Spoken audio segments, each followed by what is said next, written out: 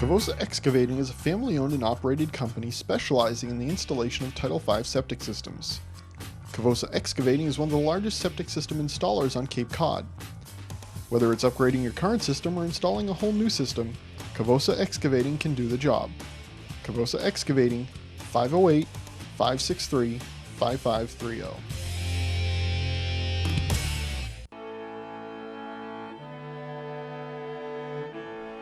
Nestled in a classic New England setting amid 200-year-old elm trees and charming colonial homes, stately sea captains' homes, and charming Cape Cod salt boxes, Shoreway Acres is a graceful blend of Cape Cod's past and present.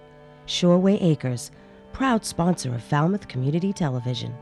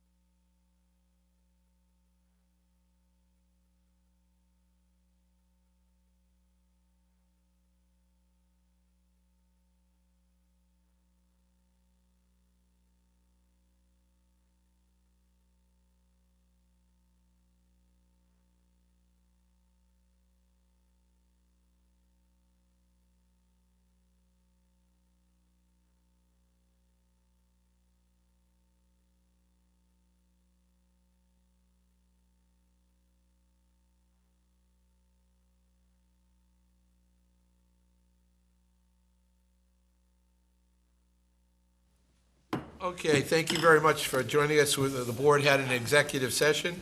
Thank you for joining us for our meeting on June the 4th. First order of business before we enter would be the saying of the Pledge of Allegiance. Pledge allegiance to the flag of the United States of America and to the republic for which it stands, one nation, under God, indivisible, with liberty and justice for all. Okay, our first order of business this evening would be to have a report from Paul Neswicki from the Cape Cod Commission. Is Paul here? No. Is he outside there? Madam Chairman, you're going to have to scold him. I mean, He tells me I'm his boss, so I I guess I know. will. Well, ultimately, I think you guys are. We'll give them a couple of minutes, and we would move forward here. Maybe we'll go to the summary of action, well, a summary of actions. We'll go right down the list and see if anyone wants to hold anything. Proclamations will hold. For Falmouth's Affordable Housing Fund loan and grant documents, hold. Educational First Homestay Program, I know the young lady was coming this evening, we'll hold that. And the application to approve a request for Old Silver Beach Falmouth Sidewalk Astronomers on 6/5/2012. Is there any hold on that? So make a motion for number 5, if someone wants to make that. Second. Motion and a second. All those in favor? Aye. Opposed? Ayes have it. Good weather for it, but. So we'll go back to the proclamation for the Day of Portugal. I would, our new selectman, we've given him this wonderful assignment to read this. Proclamation, whereas the town of Falmouth is home to a large number of Portuguese American people, and whereas the Portuguese culture is praiseworthy and world famous, and whereas Luís Vaz de Camões, the famous 16th century epic poet, is a symbol of Portuguese cultural achievements and is honored by Portuguese people the world over on this day. And whereas members and friends of the Portuguese have formed an association to foster Portuguese culture and instill a pride of heritage, and whereas a committee was organized to plan a celebration of these events, the Day of Portugal, the remembrance of the dearly departed, and whereas Falmouth joins with other Portuguese communities in recognition of Luís Vaz de Camões' great accomplishment of recording Portugal's notable and remarkable history to be promoted on this day. Now, therefore, we, Kevin Murphy, Brent Putnam, Mary Pat Flynn, David Braga, and Doug Jones, as selectmen of the town of Falmouth, by the authority vested in us, do hereby proclaim June 10th, 2012, as Day of Portugal. And witness wherever we hereto set our hand and cause the great seal of Falmouth to be fixed on this 4th day of June, 2012. I so move. Second. All those in favor? Aye. Opposed? Ayes have it. Thank you. While we're here, who's going? Uh, Do we go to that usually? Yes, I think we did just get an invitation. Yeah, we did. I know that one of us will. Okay. If not, I'll try to figure that Well, out. I'll go. Okay. I usually do. We have another proclamation this evening, and this is for Lynn Whitehead, who will be retiring as the band director, who's at the town band director for what I understand over 27 years, 40 years, pardon me. So if I can read this, I would be happy to do so. Lynn Whitehead has been conductor and leader of the Falmouth Town Band, which is a landmark in America for the past 40 years. Whereas Lynn Whitehead has dedicated 27 years of her life to educate the young people, most recently in Falmouth as a teacher, coordinator, and head of the music department. Whereas Lynn Whitehead has received several awards, including the Cape Cod Symphony Excellence in Education Teacher of the Year Award in 2006, the Falmouth Education Foundation Award, and Falmouth's Woman of the Year. Whereas Lynn Whitehead has led music that has enhanced the annual lighting of the Falmouth Christmas tree events ceremony to the start the Falmouth town meeting. Whereas Lynn Whitehead is responsible with the support of the town for renovating the Falmouth Music and Arts Pavilion. Whereas Lynn Whitehead provided frequent experiences beyond Falmouth for its young musicians to the Boston Pops and in performances at the State House. Whereas Lynn Whitehead worked tirelessly to help create Massachusetts Art Association, advocating once again in the importance of sequential music education for all children. Now therefore we, Kevin Murphy, Brent Putnam, Mary Pat Flynn, David Braga, and Doug Jones, as selectmen of the town of Falmouth, by the authority vested in us, do hereby proclaim Thursday, June the 28th, 2012, as Lynn Whitehead Day in the town of Falmouth. If someone would make that as a motion? So moved. Second? All those in favor? Aye. Opposed? We will present this to Lynn on her passing of the baton, which will be on the first Thursday of the summer concert season at the Music Pavilion on the 28th of June. Thank you.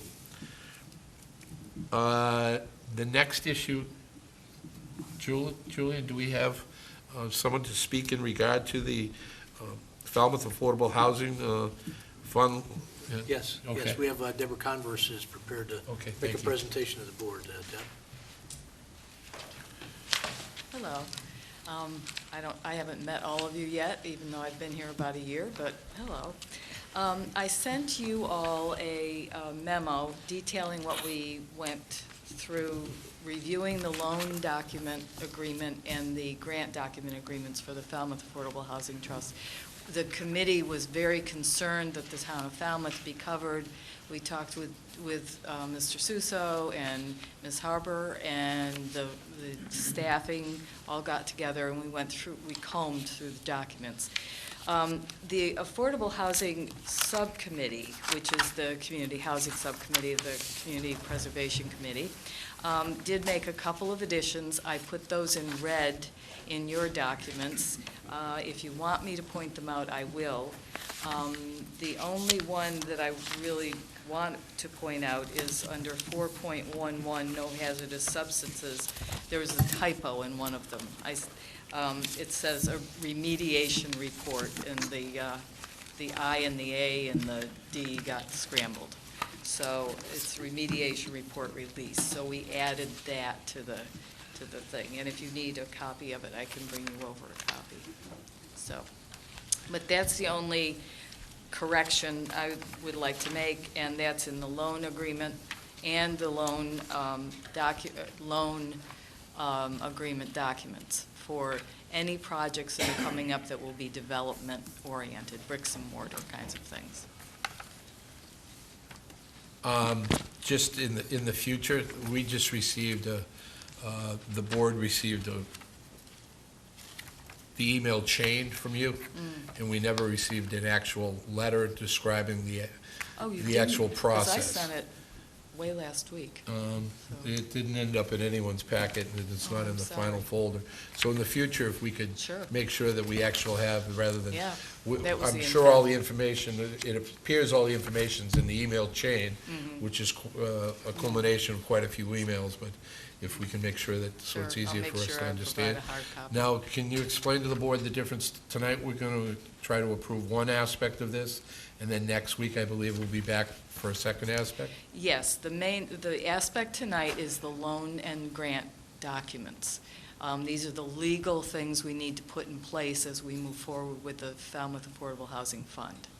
So next week, we will be reviewing a couple of projects that are being recommended to you for approval.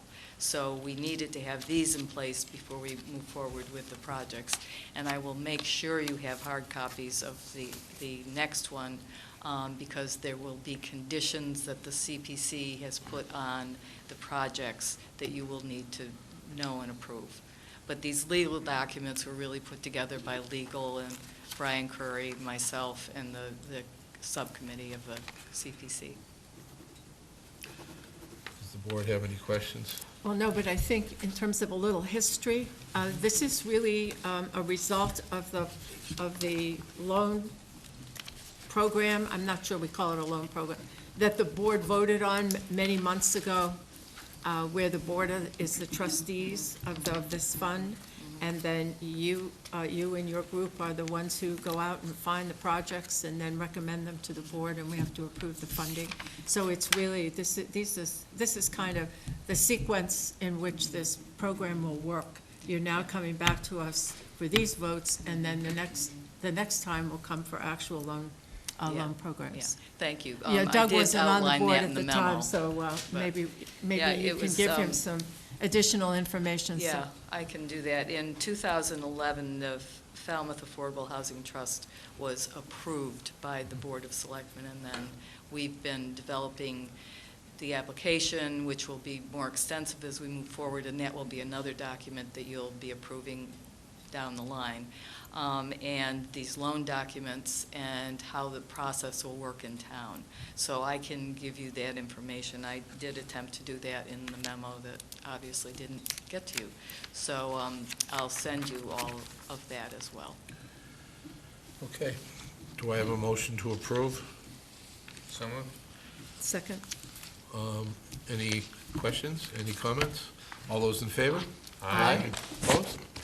Ayes have it, thank you. Thank you. Great. Is Ms. Oppenheimer here?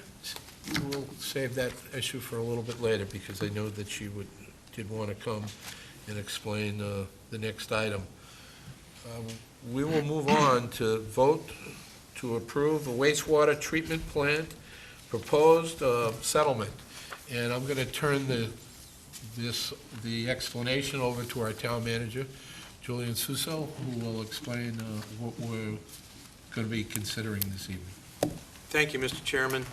As the board will recall, last fall, we received proposed wastewater treatment plant a discharge permit, which is from the Massachusetts Department of Environmental Protection, and every community, of course, that operates a wastewater treatment plant. That process is overseen by the state DEP, and there is a permit issued which governs the characteristics of the discharge, chemically and otherwise, from such a plant. This was a long-awaited process. The town, as the board is aware, has been involved in wastewater planning and related issues for some time. With the support of the community, a significant improvement and enhancement in the town's wastewater treatment plant occurred a few years ago, which considerably enhanced the ability of that facility to treat wastewater.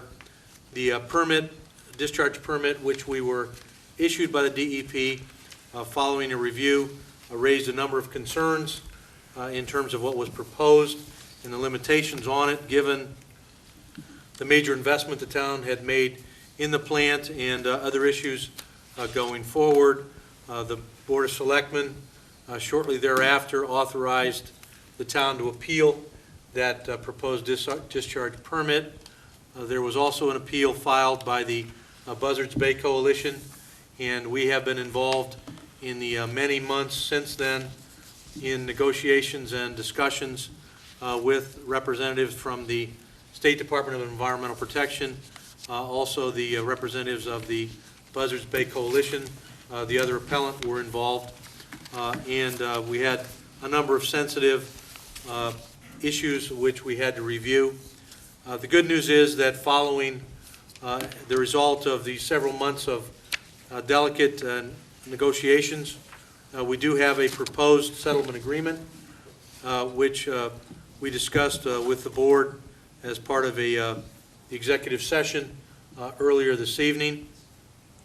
And the proposal before the board on your agenda currently would be to authorize me as town manager to sign the proposed settlement agreement with the Massachusetts Department of Environmental Protection and also the Buzzards Bay Coalition as the other appellant,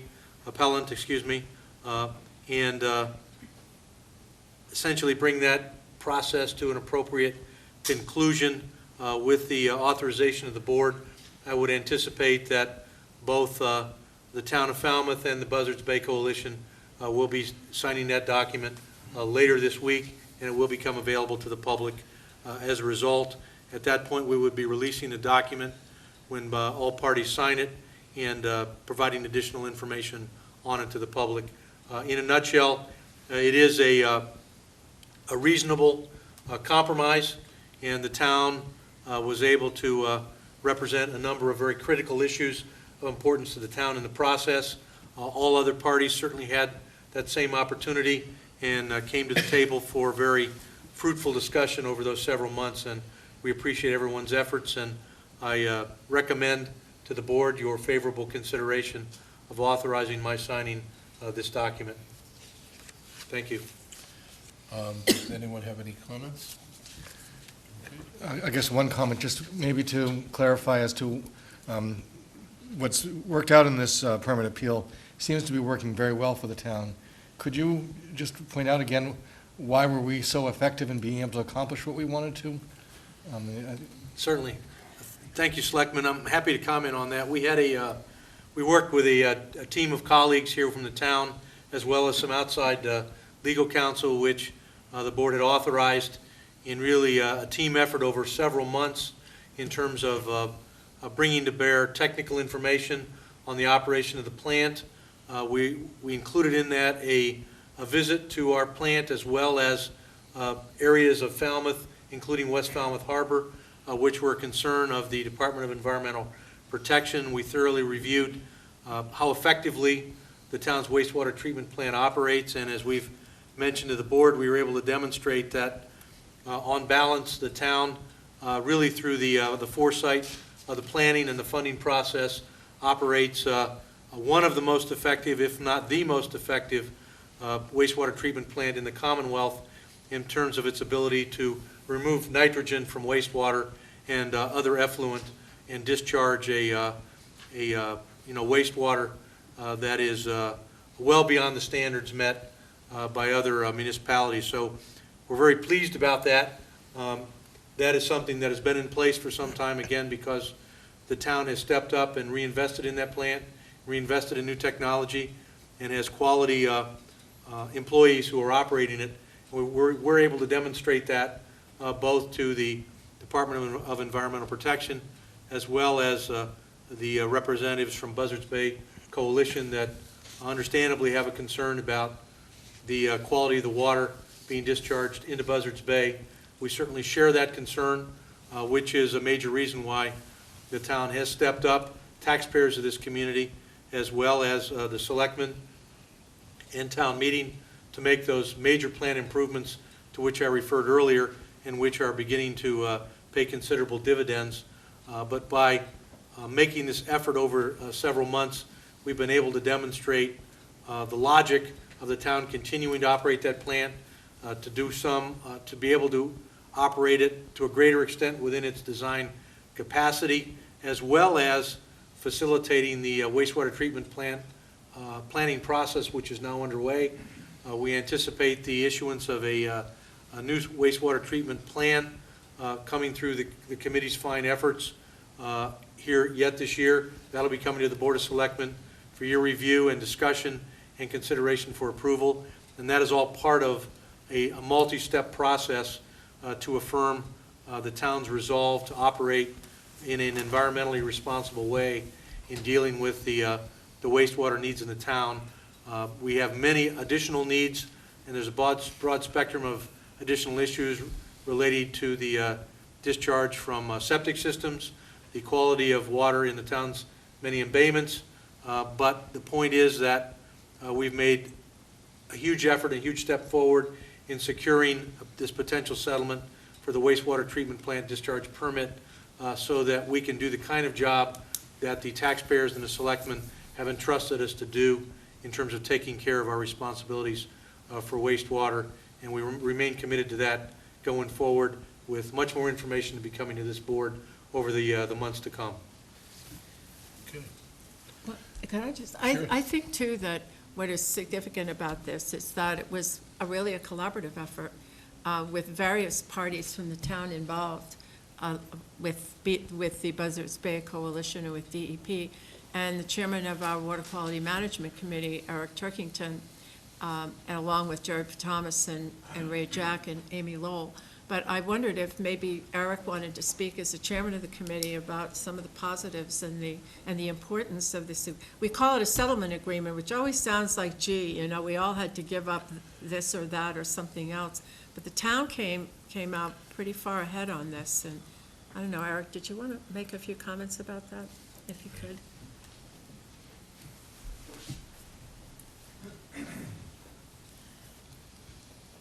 Thank you, and it was a privilege to be allowed to be part of this negotiating. I have to say that when we went into it, the attitude we were receiving from the state and from the coalition was suspicious, at least. They thought the town was dragging its feet. They thought the town's efforts were insufficient, and I think we've achieved a 180-degree turnaround in that attitude from both of those parties. I think they now recognize, as Julian said, we have a treatment plant that treats wastewater to the highest level of any plant in the Commonwealth, and we have a team that's going to keep that happening. We've got an agreement here now which didn't put anything on the town that the town wasn't prepared to do. It's not an onerous agreement at all. It does establish some guidelines and some goals, but these are goals we would have had anyway. And we frankly have made two new allies. The DEP and the Coalition for Buzzards Bay, I think, are both aware of and supportive of this agreement and of the town's efforts, which was not the case when we started. Okay, I'd entertain a motion. Okay. I move that the Board of Selectmen approve and authorize the town manager to sign a certain settlement agreement by and between the Massachusetts Department of Environmental Protection, the Buzzards Bay Coalition, and the town of Falmouth in DEP docket number 2011-37 and 38 as presented to the board this day regarding the discharge permit for the Falmouth wastewater treatment facility at 154 Blacksmith Shop Road. Second. So there's a motion and a second. Any discussion from the board? I'll call for the vote. All those in favor? Aye. Opposed? Unanimous? Okay. Very good. Let's Yes. get the Thank you. signatures on it from everybody. Very good.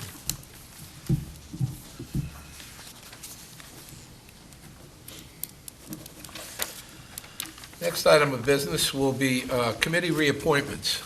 As you all know, well, most everyone knows, last year we decided to do these reappointments and get them on a schedule, and I think Diane has done a terrific job. We should be on schedule to get these all done well in advance of the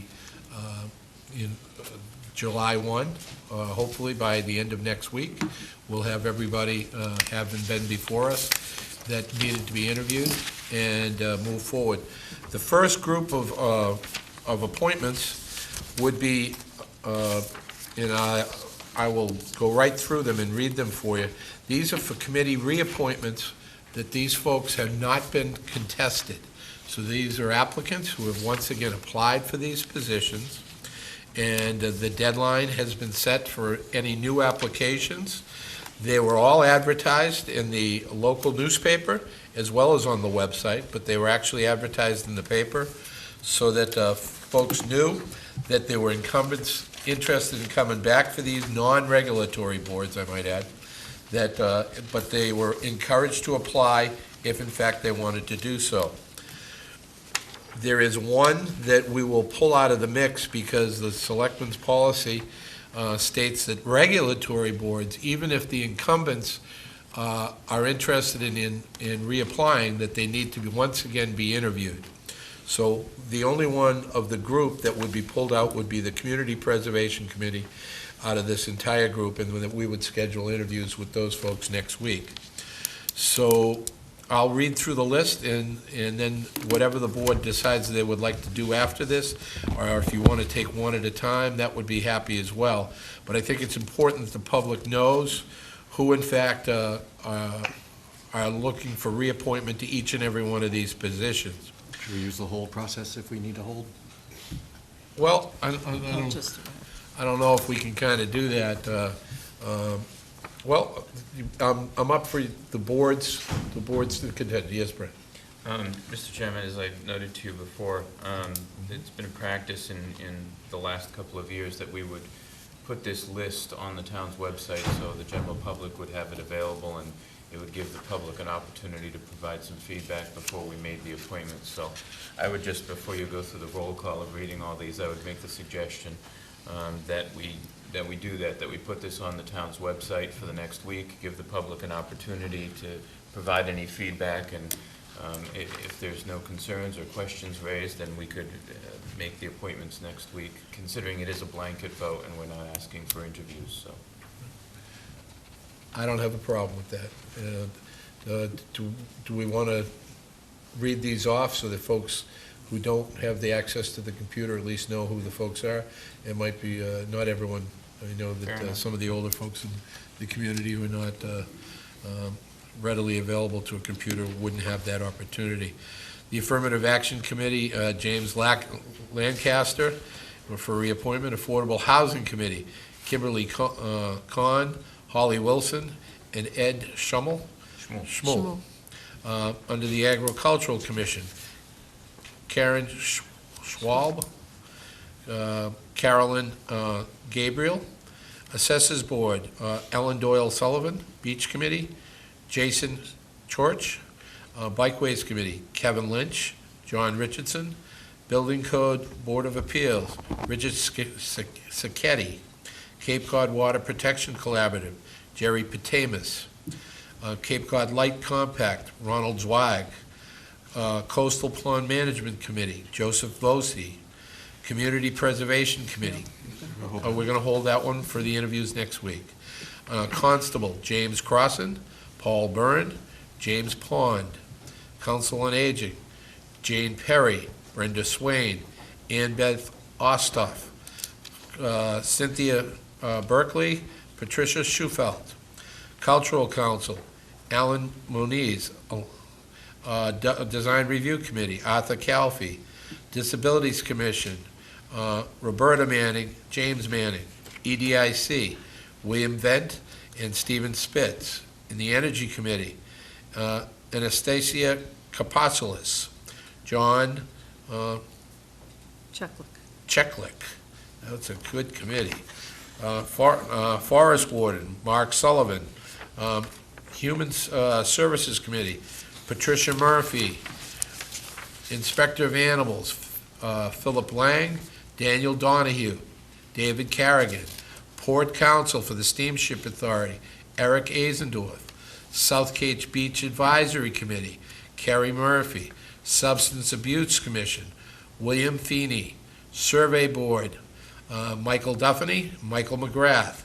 Town Building Committee, Michael Galasso, Deborah Scott.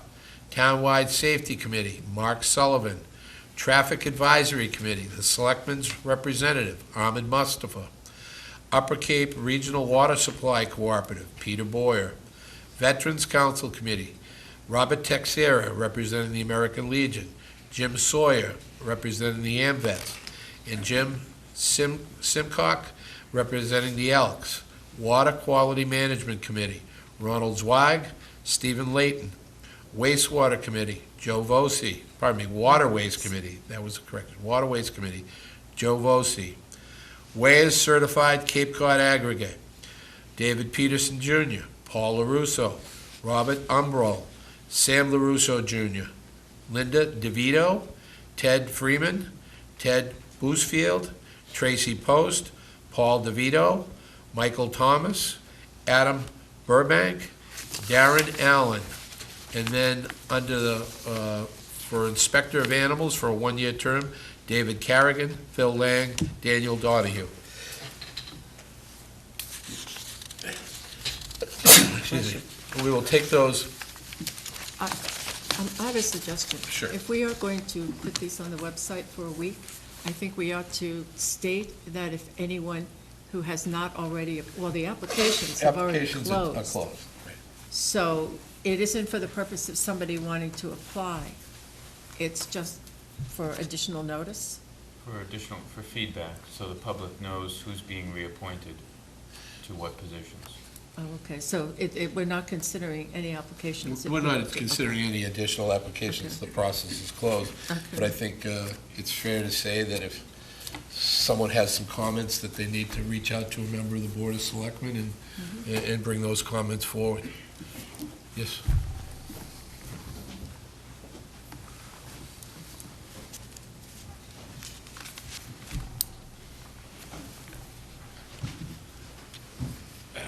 Just a point, you said that all of these were listed on the website. Last time I looked at the website, it hadn't been updated since March the 12th. And the list on the website was nowhere near as lengthy as the list that you just read off. So you may want to check your facts. I don't believe they were all posted properly. Thank you. I believe I have a list here of the ad that was in the Falmouth Enterprise as well.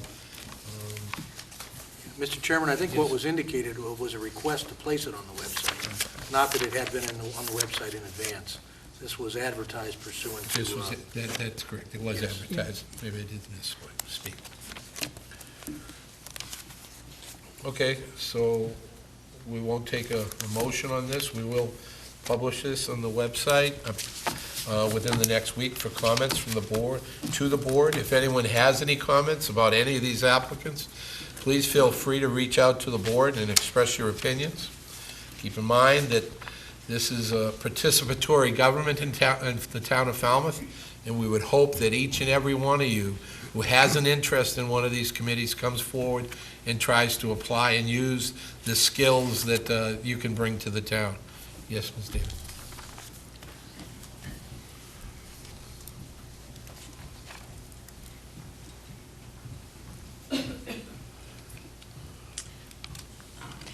Thank you, Board of Selectmen.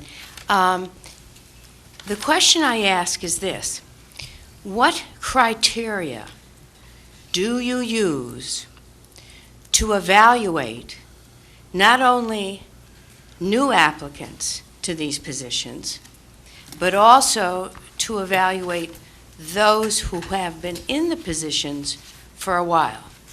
Is there a standard? Is there some objectives, criteria that helps you make a good decision for this town? I'll open it up to the board. I have my own. Go ahead. Well, we don't have a formal policy, but what I would say is in terms of people who have already served, that we ask each of the chairmen to provide us with an attendance record of that individual, because we want to make sure that people who volunteer for positions actually are there and available. And we also have, I think we've made it clear, or I think many of the chairmen understand that if they had an issue of some sort with a member of their committee, that they would bring that to the chairman of the board. And that has happened in the past. But we don't do a formal evaluation. But that's, and then we also have a liaison program where the selectmen are assigned as liaisons to certain committees. So selectmen have an opportunity to see some of the boards or committees in action. I would say those are three areas.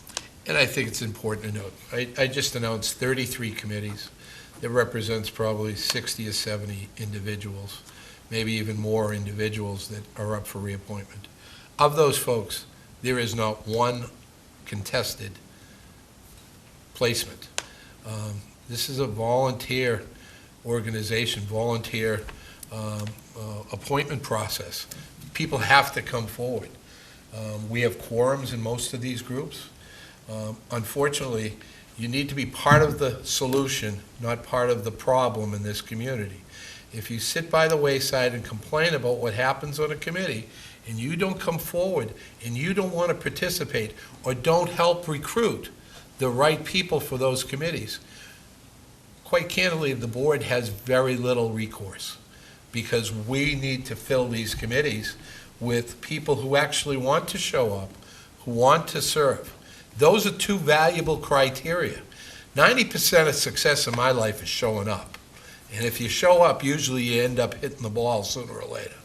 So basically, we're looking for folks who are going to participate in this That's why I process. come to these selectment meetings. I know, that's exactly Because I'm going to right. hit a home run someday. That's right. You know, I mean, there are a lot of these committees that these are non-regulatory boards. Yes.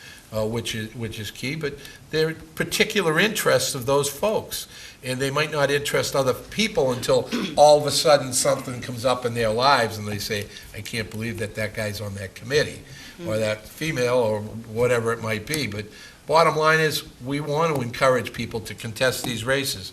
At the suggestion last year of Mr. Putnam, we advertised all of the committees that we had folks reapplying for.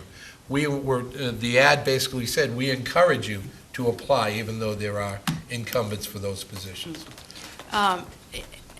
And I certainly do understand the need for volunteerism in many of these, on these, excuse me, on these committees. I guess my concern will come in the future, particularly about those being appointed to regulatory positions. I think there's maybe a need to take a closer look at that when those positions come up and people do seek appointment or reappointment on that.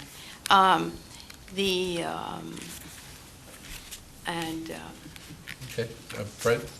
Well, I didn't want to interrupt. No, Did go you? ahead. Well, with respect to the regulatory bodies, and that was one of the reasons why the board began this practice several years back, was it was suggested many years ago that we re-interview everyone in part to try to,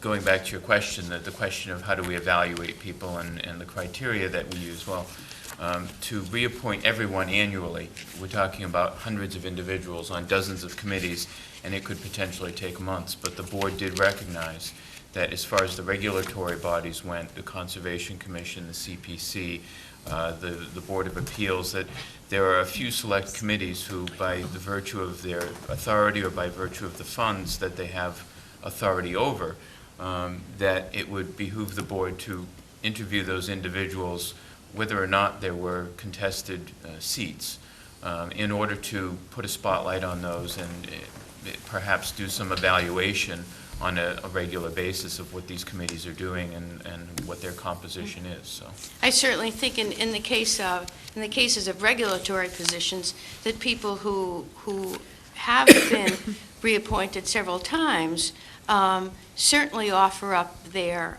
successes and their accomplishments in such cases. And even on a yearly basis, I think that's very important. So thank you. Thank you. Mr. Putnam?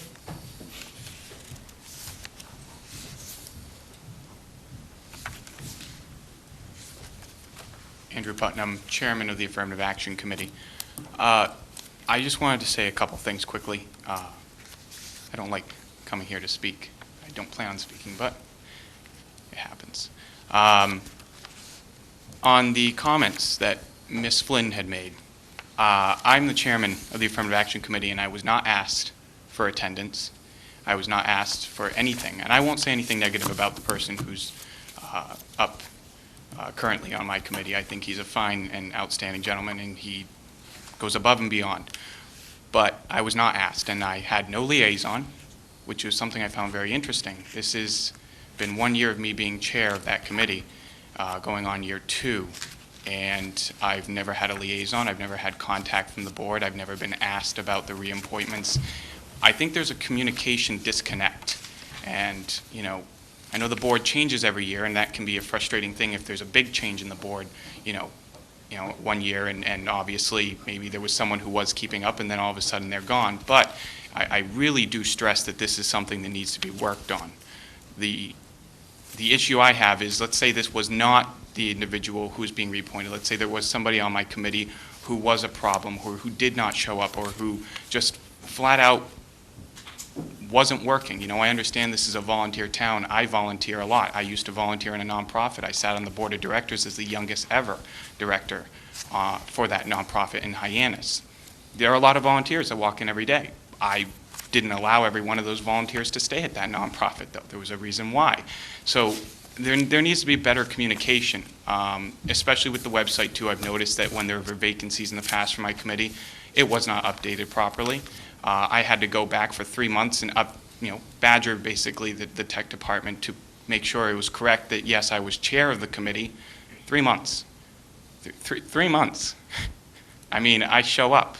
You talked about 90%. Yeah, I give that 90%, and then I go above the 100%. And it takes forever to get these things done. I just want to make sure the board is aware there needs to be some sort of policy here when it comes to these reappointments, and there needs to be better communication, and we really got to relook at the way we structure things here, because it's a little frustrating for me as a chairman when it gets to this point, badgering for 3 months to make sure things are updated, making sure that I have a connect with the board that I didn't know I was supposed to have. This is a very frustrating thing for me. Very frustrating. I think that's all I can say. So, thank you. Thank you for your comments. The board is going to have a retreat and a strategic planning update of our strategic plan, and we'll be talking about the liaison program at that time, and that's one of the issues that we'll be speaking about when we do this. Just for your knowledge, not every committee has a liaison.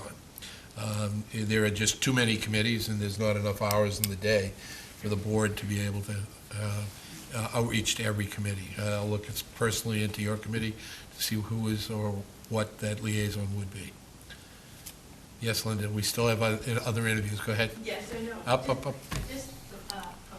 Not talking on the way.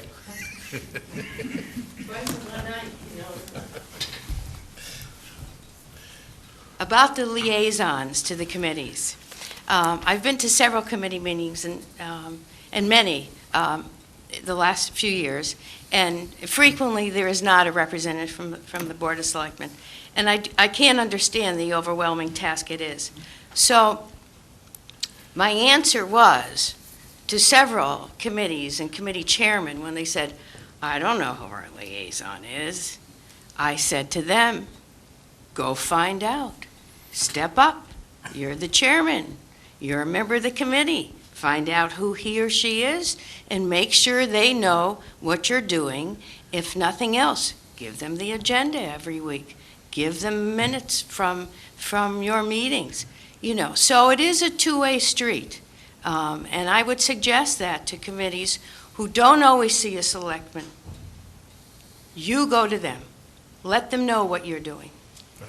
And I think it's important to note that the liaisons are not there to attend every meeting of these committees. If they attend a meeting, that's really what it's for, to get a flavor for that and be outreach. The board is not, when we're, at least in my interpretation, when we're working as a liaison, we're not to advocate for that committee. We'd just be able to help facilitate for the committee. In the past, I've seen board members advocate for a specific committee, and that's not their job. Our job is to be able to report back, to be able to help facilitate or help them find an answer. But remember, this board can't act individually. We act as a whole, as a body, 5 of us. So I don't want folks in committees out there to think that members of this board are going to come to their committee meeting and be able to empower them in any individual manner, because that's not the case. And I agree with you, and that's what I'm saying. Leadership goes both ways. Okay, all right. Yeah. Good. I just want to, that's okay, Linda, but I want to comment on what you said because that's absolutely true. The liaison program has probably been a program with the board for maybe the last 6 or 7 years. It wasn't prior to that. But I recall times in the past where if chairmen had difficulties with their committee or whether they were regulatory committees, they had issues with the public, they had issues with their staff, they had issues with some members, they would come to a selectman. There wasn't any particular liaison, but sometimes they would come to the chairman, but several times in the past I have had chairmen come to me and say, I have a problem, can you help me with it? So it does work both ways. But then when there is a liaison, it's important for the board members to know, as Kevin was saying, we have no individual authority. We're not there to participate in their discussions, and we wouldn't be there to make motions. I mean, that's not the purpose of being there. The purpose is select committees know that they are appointed by the Board of Selectmen, and there is someone on the board that they can contact if they wish to.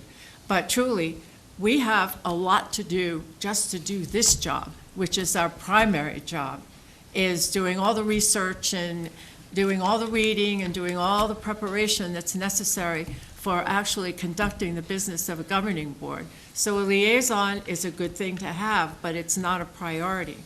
And the boards and committees need to know that. So as you say, it goes both ways, and they should step up and call if they need help. So thank you for saying that. Okay. We have a couple of actual interviews, and I do recognize you, that you're here, Paul, but you were on the agenda at 7, so after we finish these, we'll take you up, or is there? Okay. The first one would be the Beach Committee. We have one application, and we have one unexpired term that would be through 6/30/2013, and the applicant is Paul Zeb Rich, if he's here. Would you like to come up and tell us a little bit about yourself, why you want to be on the Beach Committee, and maybe open it to questions from the board? Thank you very much for having me this evening. Most people know me as Zeb. Anybody that's been in town that know me, like I said, they know me as Zeb, not Paul Ridge. I was very fortunate enough this past election to run for town meeting member and got elected to Precinct 2. My past experience has been, I come from the town of Norton. I was in town government for over 25 years and held many positions, as you can see on the application. I'm one of those guys that you mentioned earlier that would be sitting in a coffee shop complaining. I'm saying to myself, what is wrong with you? You used to tell people in your hometown, run for public office if you don't like what's going on. So I decided to run for town meeting member. And I said, I should get actively involved in some other committees, if it's possible. And when I saw the vacancies in the newspaper, I saw the Beach Committee. And I live on Montgomery Ave, which is just down the street from the Falmouth Ice Beach. I said, maybe I should put my efforts into the Beach Committee. I know the superintendent, Don, and I says, maybe I can help out some way there. They can show me what needs to be done, help them out, fight for things for them on town meeting floor, help them out to make the beaches better than what they are, the needs and the improvements. And so I figured, well, give it a shot. Most you can do is be turned down. So that's what my interest is. As some of the, in Norton, some of my services were, I was a member of the Board of Selectmen, I was the town moderator, I was on the planning board, I was on the housing authority, I was on the, I was also a member of the Board of Health. So I kept a pretty active life. Got involved at a very young age, at the age of 21. I was fortunate enough to serve that town for a long period of time. Now I hope I can serve this town for a long period of time in some capacity. I'm looking for your support, and I hope that you would appoint me to the Beach Committee so I can start doing things to help the community, make this community a better place to live. Do you have any questions for me? Okay. Doug, first, anybody? Brett? You understand the Beach Committee is an advisory committee? Yes. So, and I know we've had some frustration with that a few years ago as a liaison to the Beach Committee, and there were some folks there who were frustrated with the fact that they would make recommendations and the board wouldn't always accept them. So, just so that you understand that oftentimes recommendations are made by committees, but the board doesn't necessarily follow through on all of the recommendations that are provided. Do you know we have a dog park in Falmouth? Are you aware of that? I'm sorry? A dog park? We have a dog park in Falmouth? Yes, I am aware of that. What are your thoughts about a dog beach? I'm not an animal lover. And I'll be very frank with you. The only dogs I like are the ones that ran around the track. And they shut down that track by the vote of the people in Massachusetts. So I mean, if you're looking for somebody for an animal lover, I can't help you out. So there's no right or wrong answer. I just wanted to see what you had to say. Pat? I have no further questions. Thank you. Okay. Well, I would assume that Norton did not have a beach committee. No, we didn't. Is that why you decided to apply for a beach committee here? Is it Or because you live close to the beach? I live close You to the live close to beach. the beach. You know, and like I really live close to the beach. Mhm. Where most of people know where Montgomery Ave is. Right. I live 4 houses down from the beach. And, you know, it's a type of thing, too, that people volunteer for things in communities.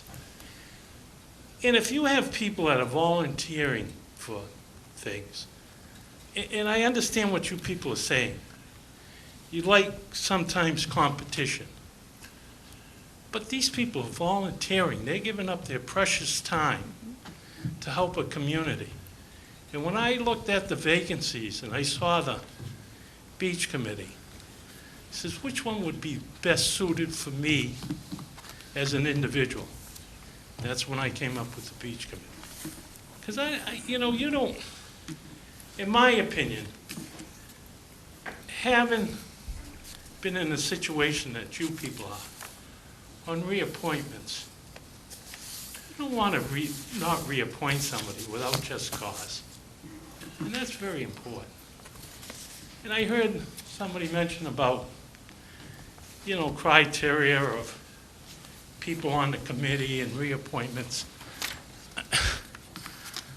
I've always maintained the chairman of that committee should be the one to go to the appointing authority and tell them what their problem is with attendance, somebody that not very forthwith with things, and then the board has that information. And then they can bring in that person and talk to them. This is our prospect. This is what we think. You know, you got to attend meetings. It's very important. Any other questions? I don't mean to take up much of your time. I'm very familiar with Mr. Rich, although he's been active in Norton in his greater adult life. He's been a summer resident here in Falmouth, and I'm familiar with him. There is one thing I do have to say, that I'm happy that you ran for town meeting member, because there are a lot of folks who get frustrated on committees because they can't help take any action. And that's why I encourage both folks on committees as well as people who have an interest in this community, not one just happen to live here, but also want to work here and make sure that people who have businesses. I encourage them all to run for town meeting, because you can be as much in the formulation and help of solving a problem being on a committee, but you can surely be an advocate if you're on a committee and then a town meeting member as well. So I appreciate that. I don't have any other questions for you. And what's the board's pleasure? This is an unexpired term. This is do you want to take it under advisement, or do you want to move forward where this is the only application for this unexpired term? I would move to appoint Mr. Rich to fill the unexpired term through June 30th of 2013. I'll second that motion. Motion and a second. Any discussion? All those in favor? Aye. Aye. Opposed? Welcome. Thank you. Thank you very much. Speak with Mr. Hoffer, and he'll let you know when the next meeting is, tomorrow morning. Thank you. Thanks, Zeb. Thank you, Zeb. Yeah. Okay. Next up, we had an application for the Substantive Abuse Committee. Mr. Ayers has withdrawn his application for that committee, so we will repost. That was for an unexpired term as well, for 6/30 and 13.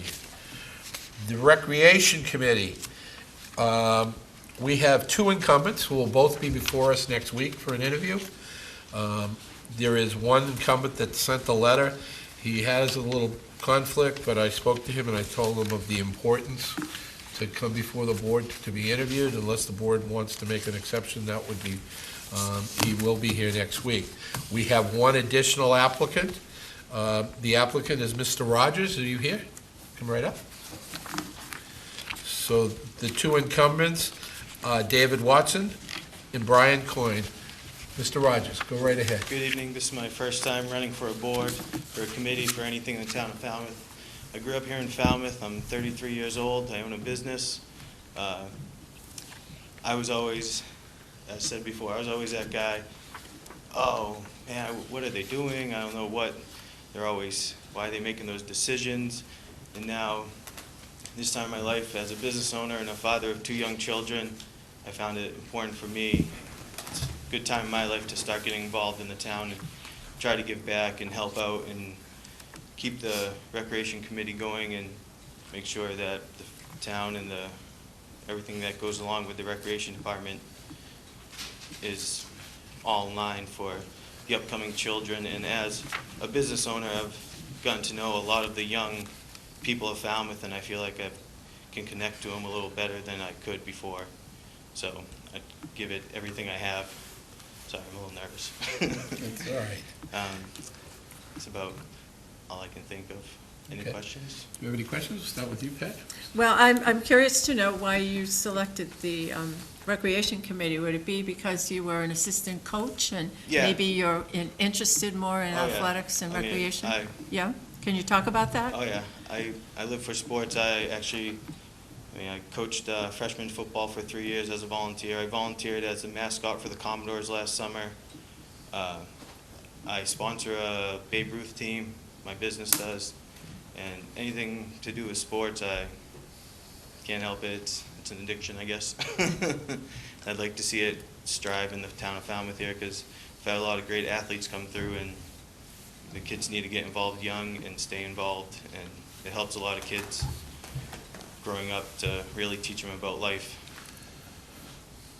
Okay. Thanks. Brent?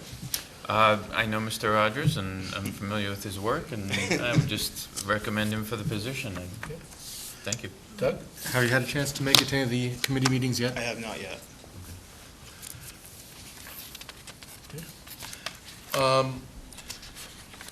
What would you do differently? In other words, you're going to be one of those guys that everyone else is going to be talking about to making the wrong decision. Oh, So I what know. would you do differently? Well, like I said, like I told Mr. Jones, I haven't attended a meeting yet, so I'd have to start, well, obviously if I get voted on, I'd start attending the meetings and trying to do what's best for the youth and the town. Okay. Good. Any last comments before we let you go for the evening? I love Falmouth. Okay. Isn't Falmouth nice, right? It is. Than't you very much. Thank you. Appreciate it. We'll take that under Under advisement advisement. because we do have two additional interviews next week. We'll go next to our report from Paul Nizwicki from the Cape Cod Commission. Hi, Paul, how you doing? Welcome. Thank you. Did we not get did you fight in that Falmouth traffic? You know, it's that bridge traffic. I don't know, somebody should take a look at that. All No, right. I apologize for being late. We actually came from Boston. We had a meeting with EPA, DEP, and Senator Wolf. And, you know, of all things, I hate to be late in front of my boss, so that's always. We already scolded her about that. It's not her Trust me. fault, no. You'll hear from me tomorrow. Yeah, she's just going to pass that along, I'm sure. But we're here, this is our sort of annual update we'd like to get in front of the boards. And you know, a couple of years ago, we started with these very lengthy PowerPoint presentations, so we've spared you all that now, and we'll just sort of be responsive to questions and highlight some of the issues that we think you should be aware of. And there are two. One pertains to sort of information, how we're using information at the commission, at the county level, and the other is wastewater. But there's good news on the information front. So I have Christy Senatori is our Chief Regulatory Officer, as among other important duties at the commission. Erin Jackson is a Special Projects Coordinator in charge of all things wastewater. So that's why they're here. Besides, they were trapped in the car with me for the last 3 hours. So, but Christy's got some good news, so I'm going to let her give that to you. Thanks. Again, I'm Christy Senatori. I'm the Commission's Chief Regulatory Officer, and I'll be brief, but I just wanted to let the board know that the Commission recently applied for and was awarded a Community Innovation Challenge grant. There were $4 million available statewide last year for the purposes of improving local government services through regionalization efforts. And so the Commission partnered with the town of Yarmouth and explored the idea of electronic permitting, or e-permitting, to try to establish an automated system for towns to use for municipal permits and inspections and licenses. The primary purpose of electronic permitting is to cut costs. It can reduce the processing time for transactions, it can improve customer service, and increase transparency in government. An inquiry into the cost of the software revealed that from a purchasing perspective, it made sense to try to regionalize these efforts rather than one town going it alone. And so this led to the Commission's application for the Community Innovation Challenge Grant. All 15 towns were invited to participate, and 14 of them did, including the town of Falmouth. There were over 100 applications to the state, and throughout the Commonwealth, I think over 280 municipalities were represented. There were 28 awards, and the Commission received the largest of those awards at $500,000. So this e-permitting application is well underway right now. It's in the implementation stage. It's one of the first initiatives of the Commission's Strategic Information Office. The Commission, as you know, has an extensive data warehouse, and our GIS department has transformed from a reactive department into something that's more of an innovative and entrepreneurial Strategic Information Office. And so this will be one of the first initiatives of the Strategic Information Office. We're developing the wastewater planning tool, which I'm sure Paul will go into more detail on, but the electronic permitting will certainly be one of our big efforts for this year as well. As part of the Strategic Information Office, we're going to be forming a governance committee with representation, we hope, from each municipality. We're hoping it'll be the town manager or town administrator from each of the towns. And each application that the Strategic Information Office has will also have its own technical advisory group. So there's already an ad hoc committee formed on e-permitting, and so we'd certainly extend an invitation to the town of Falmouth to have representation on that committee as well. So certainly there'll be more to come on this, and we welcome your feedback, and we'd be happy to come and apprise the board as this moves along the process. Great. And then I get to talk about wastewater, which I think I'm contractually obligated to do at every public appearance now. But just so you know, Andrew was here last week. So yeah. Okay. I'm not going to give you Andrew's spiel, okay. So that's okay. I hope. But the Commission's role in wastewater has been primarily regulatory. We review comprehensive wastewater management plans jointly with MEPA. And so because of that, we've sort of been in the background as a lot of these sort of local planning efforts have happened around the Cape, and there have been a lot of them, and there's been a lot of good work that's been done. But, you know, as we sort of look at some of these projects going forward now, they seem to be sort of failing when they come to town meeting. There's a predictable response when people see that we have a problem. They want to fix it, but when that fix winds up costing hundreds of millions of dollars, there's, you know, they start to question the science, they question the engineering, they vote no at town meeting, which we've happened. So there's got to be a better way to deal with this at the Commission. So we gave it some thought, especially having been on town meeting floor and watched some of these efforts go down. There are very predictable questions that come up, and they're good questions, and they're questions that should be asked, and rightly so. But they're questions, because of the complex nature of the issue, that are often difficult to answer that quickly on town meeting floor. So we went back and decided what could we do to sort of build tools for the towns to help them sort of expedite these discussions. And so what we did at the Commission was take the existing data layers that we have. We took some incomplete ones that we completed, some paper ones that we converted into an electronic format. And then the state legislature last year gave us $150,000 to build to do a Cape-wide build-out. And so we stacked all of these together. But as Christy mentioned, it's more than just layering this GIS data. What we're capable of doing at the Commission now is to use geometrics to develop algorithms to tie these layers together so that basically create a smart map. A map that you can sort of query and ask questions and will give you certain results. And so as a product of that, what we've been doing for the last 6 months has really been working on this Watershed MVP application, which is sort of a software application. MVP stands for Multivariate Planner. And so when we're finished with this program, we're up at EPA and DEP sort of showcasing some of this for them today. It's the sort of second time that we've been up there. We'll be able to take a degraded water quality situation in a bay. And on this piece of software, you'll be able to sort of superimpose your own assumptions about how to solve this by selecting different treatment options. And then we're going to tie it together to a cost model, which will then be linked to a rate model. And the user, whether it's towns, engineers, whatever, will be able to make some assumptions about how they're going to spread these costs. So you go from having a degraded water quality situation thinking about how you're going to solve it, thinking about how you're going to spread those costs, and then come up with a per household cost associated with what you've selected. And we think this is a major step forward. It's an important technical tool. It's a tool that we can use as a nitrogen calculator when we review CWMPs at the Commission. It's a tool that we've had some requests from engineers that are working in other towns to use, because unlike the MEP report that gives you one scenario, you can run multiple potential scenarios on this before you line it up and send it over to the MEP for its final analysis. So we think it saves a lot of money, whether it's build out, whether it's giving you a better footing with your engineers that you bring on to deal with the wastewater question. But where I really see its utility is in taking these complex issues and explaining them to average people. When you can graphically represent something and someone says, well, why didn't you do this there? And you can show them what this there looks like. It starts to expedite the discussion and we can move it along. And I think that this is an important communication tool that we've been developing, that we've been working on. And most of the people that we've shown it to certainly see its utility. I've been surprised in that some communities like Mashpee and Chatham, for example, have expressed an interest in us bringing the tool back as soon as possible, even though they're pretty far along in their wastewater planning. But they see the utility in sort of using the tool as a starting point for discussion with a neighboring community that they share a watershed with. So there are a number of different sort of ways that this tool can be useful.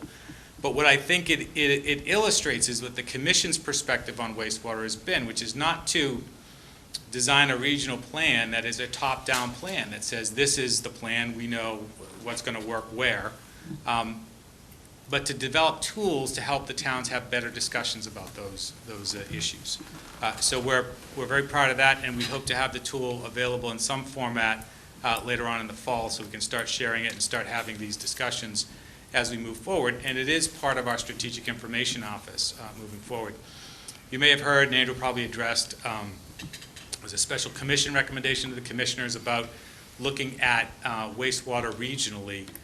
And we have taken that under advisement. We're working on taking a look at that. But that whole process is really about looking at a process of dealing with wastewater problems on the other side of the bridge that's 35 years old. And in many instances is used in communities that have existing infrastructure, they just haven't kept it up. When you take that 35-year-old regulatory approach and you superimpose it on the Cape, where 85% of the wastewater flows are discharged in people's backyards, it doesn't fit. And this is why we've struggled on a local level. There's not enough flexibility in that. There's not enough room to design a Cape-based solution that is particular to our needs. And so that is really, I think, the essence of what we've been doing. And I just want to remind people that the county commissioners have no authority to create any sort of regional entity. And the Cape Cod Commission has no authority to regulate or mandate that any community do anything about wastewater. So the only thing that could possibly be happening at the county level is a discussion. And I think it's an important discussion because I think it's a discussion about how we build and work together as a region to make sure that we solve the number one environmental issue we're facing with the smallest possible footprint at the lowest possible cost to taxpayers. And that is the absolute essence of what we're trying to deal with on the county level. And the rest of it, as far as I've heard, read, or whatever, is a bunch of fluff and a lot of nonsense and some uninformed, uneducated opinion. So we're out here responding to that. I do want to say that Falmouth is in a unique position as a community. Your watersheds, when you look at a watershed-based management, are sort of long and narrow, and you've got a lot of them. You've got more watersheds within your town boundaries than any other town on the Cape. And you've also been a leader when it comes to sort of considering alternatives. And I know that town meeting appropriated a significant amount of money to look at 6 different programs that relate to alternatives. In the model that I discussed, the treatment options will be tied to a treatment matrix. They will go from everywhere from the conventional kind of treatment down to eco-toilets, composting toilets, and trying to associate with them a level of nitrogen removal that we can associate, at the cost per pound of nitrogen removal associated with that, and the land use characteristics in which we believe that those options are most likely to be successful. And then we'll be able to plug that into the model too. So the model doesn't predispose anything. All of the backup materials, methodologies, research, reports behind the model are going to be made public and available to anyone to critique. We want to make sure that we're building the best model possible. So that's been really our approach moving forward on the wastewater front as we try to put together a regional plan that is not some texty narrative that's going to collect dust on a shelf somewhere, but something that is more interactive and dynamic, and something that creates tools that are useful in the planning process. So that's where we put most of our effort, and we look forward to the discussion over the coming months, especially around alternatives. We've also made a request from EPA for technical assistance to help us find potential sites to look at pilot projects for alternatives on the Cape. And we have a 604B grant in with DEP to hopefully sponsor an alternatives conference in October, later October this year. And we want to thank the Falmouth for their leadership and their participation in pushing these issues and making us deal with them and helping us as we advocate to sort of state regulators and federal regulators that we need some flexibility for a solution that we come to on our own terms. Having said that, I would just leave you with one of the potential discussions we had with EPA today is in using the model and trying to lay out a regional response. We should be able to set some priorities in certain watersheds, but we should be able to determine a net environmental benefit for the Cape. And so in some areas that we want to leave over, give the regulatory flexibility to deal with alternatives, this process will be very helpful. And I think it's one that the town of Falmouth will benefit from enormously. So that's the information discussion, that's the wastewater discussion, and then just one final plug on the regulatory side, well, Christie's here, also is we need a land use vision map from the town of Falmouth because we're getting regulatory projects that we shouldn't be getting, and for 2.5 years the regulations have been on the books to lift those thresholds so those projects don't have to come to us. Now we're going to take care of all of that. You've got some good industry and great businesses that we want to see stay in Falmouth and grow in Falmouth, and we're going to make sure that that happens. But it would be a lot easier if you guys would get us a land use vision map. So thank you, and I'll take any questions that there might be. Brett? Actually, speaking of the threshold, that was the question that I had, because I recall, and I think you had come before us, we had our subcommittee, the Economic Development Subcommittee, Yes. and you talked about the raising of the thresholds. And I know that there's been no action on that, so the questions that I had were related to this. What is it that the town needs to do in order for us to raise those thresholds? Yeah, it's a great question, and as we set up what's known as Chapter H, which allows this, the town comes forward with a land use vision map. It only has to be adopted by the planning board or the board of selectmen, and then it is forwarded to the commission, and we sort of approve that map. Once that map is approved, there are 4 classifications currently: resource protection areas, village centers, economic centers, and industrial service and trade areas.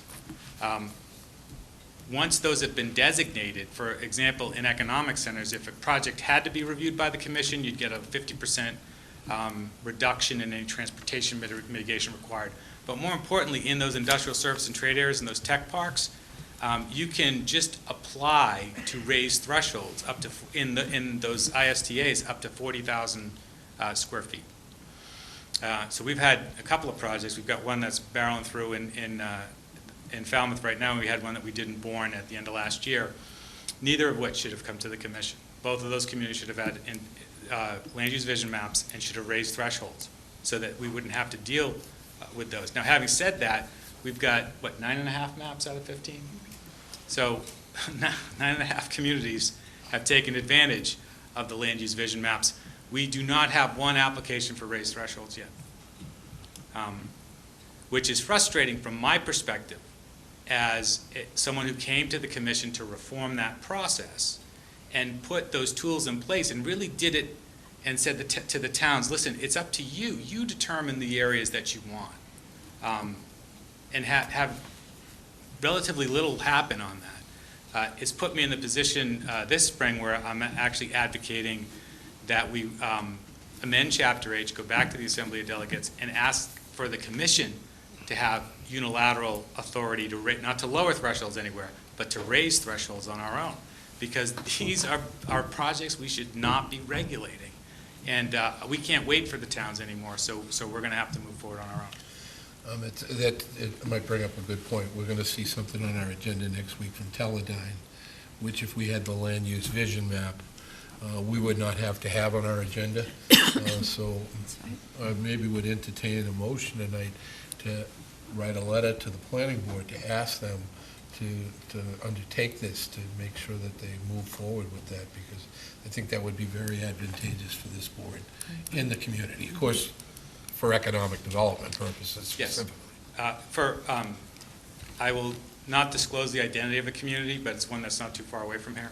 We had a land use vision map, and often in some of these towns, there's a difference of opinion between boards of selectmen and planning boards. And that's been part of the problem, is this tension that's out there. And in one instance, there's a potential development, a planning board didn't want to pass up on the potential mitigation that would come back to the town, so they didn't pass the map. So we did amend Chapter H subsequent to that to allow boards of selectmen, where the planning board doesn't act. And so there are a number of tools available. I hope you take advantage of one of them. Okay. All right, anything else? No, that's it. Any other questions? I know Brent had some questions. Pat? Doug? Thank you very much. I'm sorry for being late again. It's all right, not a problem. Thank you. Thanks. Thank Okay. you. Thanks, Christie. So do you want a motion? I would think that would be great, because I would think it would be best that if it came from the planning board itself. Yeah. Well, I'll make a motion that we send a letter to the planning board requesting that they take action on a land use vision map for the town of Falmouth. Second. Any discussion on the motion? And that we will help and support them in any way we can. Okay. Yep. So she amended the motion, okay. Second. Any further questions? All those in favor? Aye. Opposed? Ayes have it. Okay, we're going to go to the approval of the minutes of the meeting of May the 21st. Oh, You wanna go to Karen? Pardon me? Your homestay. Yeah, we'll come right Oh, back. okay. Pardon me? Sounds good. Anyone have any comments on that? Get to the- I move approval of minutes of May 21st, 2012. Motion? Do I have a second? Second. Any further discussion? All those in favor? Aye. Opposed? The ayes have it. The next is the approval of the executive session minutes of May the 21st and April the 30th. It says here to release, but I believe that it's not to release. Yes, pardon me, Mr. Chairman. I would recommend that the board, if you deem you want to approve these, that you vote not to release both sets of minutes. Yeah, I'll make that motion, not to release. Pat's going to make them, why don't we take them individually, because Doug Okay. wasn't here on both? Okay, So why oh, don't okay. we do the one of... Oh, I wasn't here either. Pardon me? I wasn't here either. On what, April the 30th? April 30th. So... I can't make the motion. We would have to hold that one till the next time. Put that on the agenda again. It seems that this one keeps coming back on the agenda. The minutes for May the 21st, the executive session minutes. Do we have a motion on those? Move to accept the minutes as presented And not to release? and not to release. Second. Motion and a second. Any discussion? All those in favor? Aye. Opposed? The ayes have it. Okay, we're going to move to the summary of actions. We were on this a little earlier, and we were waiting for Ms. Oppenheimer to give us her little spiel. Did she leave? Oh, Okay. Well, why don't we move to the town manager's report in the interim? Thank you, Mr. Chairman, members of the board.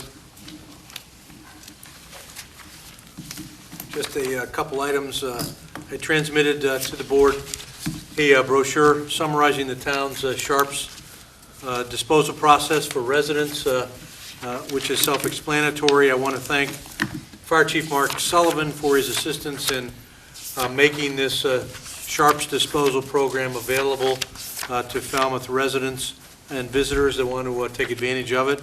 I also appreciate the help of Karen Cardera and Dave Kerrigan in providing background and logistical help in moving this important public service forward. Also, members of the board, on Thursday and Friday of this past week, I was pleased to attend the spring annual meeting of the Massachusetts Municipal Management Association in Cranwell. This meeting included an ICMA University workshop on performance and organizational effectiveness, as well as legislative updates from the Massachusetts Municipal Association and on labor and contract law. And I appreciate the board's allowing me to attend that session. Thank you for that. And also, as the board is aware, the inaugural public session of the wind turbine options analysis process kicked off this past Wednesday, overseen by neutral moderator Stacy Smith of the Consensus Building Institute on Wednesday, May 30th, and the follow-up meeting for that will be this coming Wednesday, also at the library, and we look forward to that process continuing. And we're especially pleased, I know, that this collaborative process, so important to the town, is underway. Also, Mr. Chairman, I wanted to remind the board, now that we are into the month of June formally, that you do have on your calendar a strategic planning retreat for Saturday, June 16th. We anticipate that will be from approximately 8:30 a.m. until 1 p.m. We will fine-tune, of course, and tweak those exact hours as the board would deem appropriate. I'm talking with a facilitator for that process. At this point, we anticipate it being at Highfield Hall, as I think a recent retreat a couple years ago was for the board. And I'm talking with Jeff Nutting, who was a facilitator for your most recent retreat. Again, the primary purpose of this would be to update the Board of Selectmen's 2008 to 2012 strategic plan and develop a successor 5-year plan as part of the update for the plan which is currently in place. So we would look forward to that. That is on the board's calendar. We would be posting that as a meeting of the board going forward. And that concludes my report, Mr. Chairman. Thank you. Okay. I'll come back to the individual selectmen reports after Ms. Oppenheim. Would you like to come up under the summary of actions? Give you a 2 or 3 minute pitch here. Yeah, thank you. Good evening, residents of Falmouth, Selectmen and Selectwomen Murphy, Putnam, Flynn, Jones, and Mr. Souza. I appreciate your time tonight, and I will be as brief as possible. My name is Karen Oppenheim, and I'm a lifelong resident of Falmouth. I currently work for a nonprofit called Educational Homestay Programs, Education First nonprofit division based in Boston. For over 35 years, EF has been running cultural exchange programs. This summer, Falmouth has the opportunity to welcome 34 Chinese students ages 11 to 18. As a program leader, I hold the privilege of literally delivering my passion, all 34 of them, to my hometown on July 17th.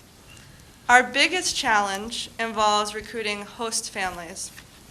Here is where you come in and where I ask for a helping hand. The program is low commitment as far as hosting is concerned. It is only a 3-week program and designed to accommodate working families. The students are kept busy Monday through Friday from 8:30 to 5:30 with English classes in the mornings and local adventures in the afternoons.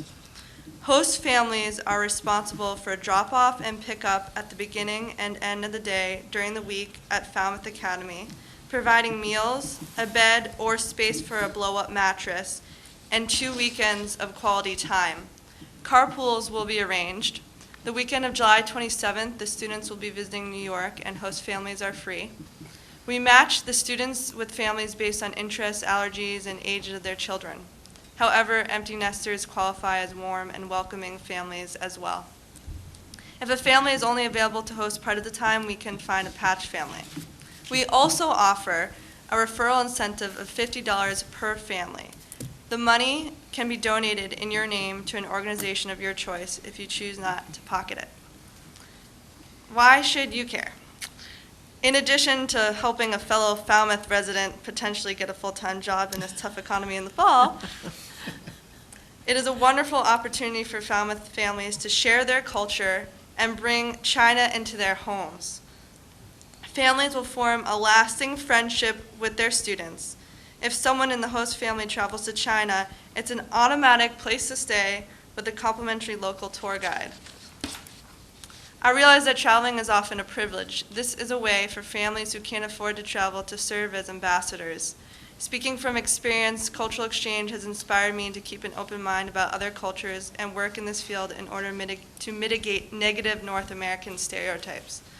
Lastly, as local selected leaders, you possess the ability to lead by example, shaping Falmouth not only into a place where some international tourists and Mainers, New Yorkers stay for a weekend at a bed and breakfast, but also a global village where young, impressionable minds fall in love with Falmouth and its residents. We all know the Chinese love to shop. This will bring tourism and commerce into Falmouth and the surrounding towns.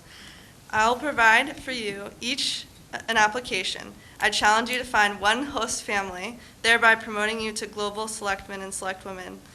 Thank you for your time. Do you have any questions about the program? Thank you. No, I think it's a wonderful program, and I would suggest maybe that you disseminate that information also to the Chamber of Commerce. Yep, we're members. Okay, so maybe they could get it in their monthly newsletter and try to help recruit some families through that as well. Thank you for the suggestion. Any other questions from the board? Thank you. No, but I was going to say, in terms of host families, I know that the road race, there are a lot of host families that host runners from all over. So there must be a whole list of people somewhere that I'm actually in contact with Matt. You are in contact with them? Yeah, Okay. I'm sort of exhausting all the resources, but I'm happy to take more suggestions. Okay, great. Well, thank you very much. Thank you for your time. I really appreciate it. Okay. I'll pass these down this way. This brochure is general about the program, and then there's a flyer about Falmouth. Thank you.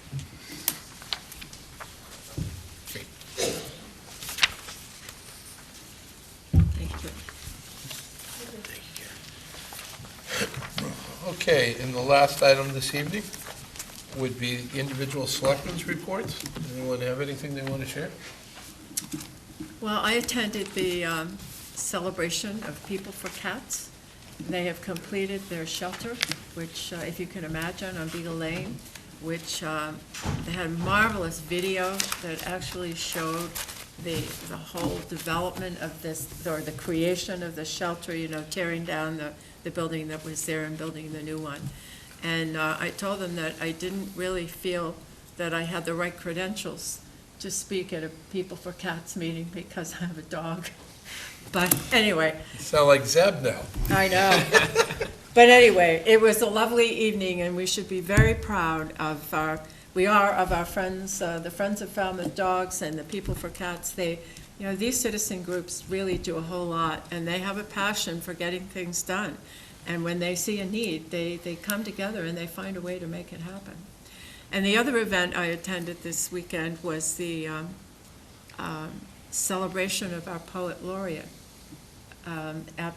Adelaide Cummings. And I have to tell you that it was at Highfield, and it was a 2-hour celebration of her, and she's going to be 98 years old this August. And there were more people there than you could ever imagine. So many people turned out, and at all the different honors that people spoke about and spoke of her life.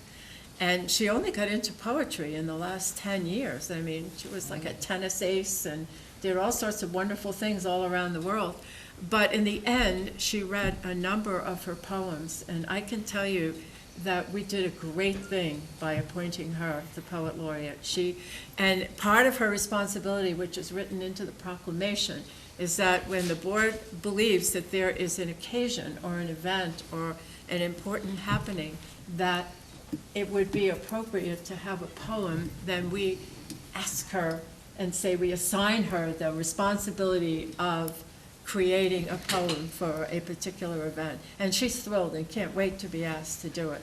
Really, she is an enormously talented woman and has much left in her to give back. So. Is Lynn Whitehead a reason to ask for a poem? What's that? Should we ask for a poem for Lynn Whitehead on her recognition day on June 28th? I think that might be appropriate. I That was might be thinking the very same thing, appropriate sure. at the music pavilion, because it wasn't there before, and now it is, and she's passing on the baton. I think that would be very appropriate on the occasion of the passing of the baton. Maybe we could ask Right? the town manager to communicate that. Will do indeed.